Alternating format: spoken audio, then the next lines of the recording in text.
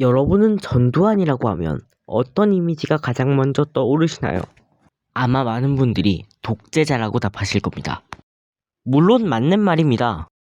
박정희 대통령 암살 직후 전두환은 쿠데타를 일으켜 대한민국의 실권을 장악했고 여기에 항의하는 국민들을 무력으로 탄압했습니다.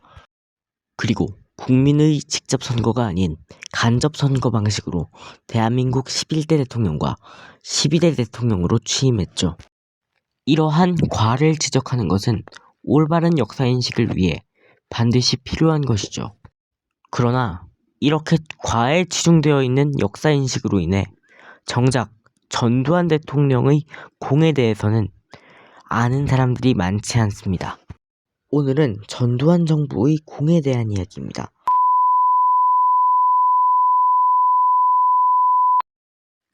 대한민국은 1960년대 중반 박정희 정부 시절부터 산업화가 시작됩니다. 박정희 정부가 시행한 경제개발 5개년 계획의 결과로 국가 주도 산업화가 시작되었고 세계에서 유례없는 경제발전을 이루어냅니다. 이에 따라 1963년 미화 100달러에 머물렀던 국민소득이 1979년에는 1676달러까지 증가합니다. 그러나 동시에 여기에는 치명적인 문제점도 존재했습니다. 바로 인플레이션이었습니다. 제1, 2차 오일 쇼크로 인해 대한민국 경제는 1970년대에 타격을 입었고 인플레이션이 급증하기 시작합니다. 한때 10%에 달했던 경제 성장률은 1980년 마이너스 1.6%로 떨어졌고 실업률은 5%를 넘었으며 물가 상승률은 무려 28.7%까지 올라갑니다.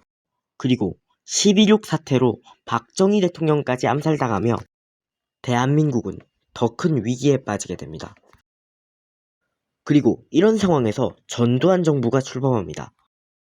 전두환은 당시 대한민국 경제의 현실을 직시하고 있었고 경제 상황을 반전시키기 위해 한 인물을 불러들입니다. 바로 김재익이라는 사람이었습니다. 미국 스탠포드 대학을 졸업했던 엘리트 중의 엘리트였죠. 대통령이 되기 전부터 이미 그를 눈여겨보던 전두환은 대통령으로 취임하자마자 김재익에게 경제수석 자리를 부탁했습니다. 이때 유명한 일화가 나오는데요.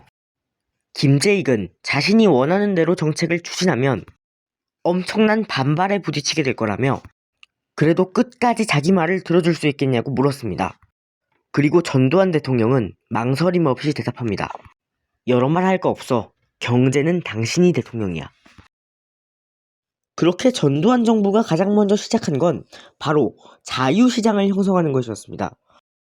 이에 따라 이전까지 철저히 정부 주도하에 이루어지던 것들을 자유시장에 맡기기 시작합니다. 그리고 그 결과는 매우 놀라웠습니다. 1980년 당시 마이너스까지 떨어졌던 경제성장률이 다시 상승하기 시작한 겁니다. 이것뿐만이 아닙니다. 1980년 기준 28.7%에 달했던 물가 상승률이 전두환 정권 출범 이후 확 줄어듭니다. 또한 실업률도 절반으로 줄어든 걸 볼 수 있습니다. 이렇게 대한민국 경제의 대대적인 변화를 통해 삼저후왕을 이루는 기틀을 마련했다는 점에서 전두환 정부의 공은 크다고 할 수 있습니다. 전두환 정부가 자유화한 건 경제뿐만이 아니었습니다. 특히 국민들의 문화적 관심에 신경을 많이 썼는데요. 전두환 정부는 출범 직후 컬러 텔레비전을 도입했으며 전국 학생들의 두발을 자유화하기도 했습니다. 또한 1982년 프로야구 등 다양한 스포츠 채널들을 출범시켰으며 영화와 드라마 등에 대한 검열을 대폭 완화시켰습니다. 또한 최초로 여행 목적의 출국을 허용해주기도 했죠. 범죄자의 책임을 가족들에게도 묻는 연좌제까지 폐지했습니다. 그야말로 개혁적인 훌륭한 정책들이었습니다. 이렇듯 전두환에게는 공과 과가 있었습니다. 무력을 통해 국가를 장악하고 군부를 앞세워 독재를 했으며 주권자인 국민들을 강제로 탄압했습니다. 이러한 부분은 반드시 비판해야 마땅한 과에 해당합니다. 그러나 전두환 정부가 삼저 호황의 기틀을 마련했으며 오늘날 우리가 누리고 있는 자유에도 깊숙이 관여했다는 사실 또한 부정할 수 없는 팩트입니다. 하지만 현재 한국은 이러한 역사적 사실을 말하는 게 금기시되어 있습니다. 그리고 이러한 사실을 말하는 사람들을 향해 왜곡, 날조, 역사인식 부족 같은 온갖 딱지들을 붙여서 사회에서 매장시켜버리죠. 전두환 대통령의 공에 대해서 이야기하는 것을 전두환 대통령의 과를 옹호하는 것으로 받아들이는 사람들이 대부분을 차지하고 있기 때문입니다. 저는 공과 과는 명백히 따로 봐야 한다고 생각합니다.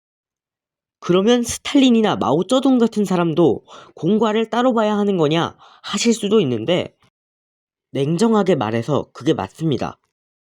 그렇게 보지 않을 거면 역사는 왜 배우겠습니까? 이미 정해져 있는데 말입니다.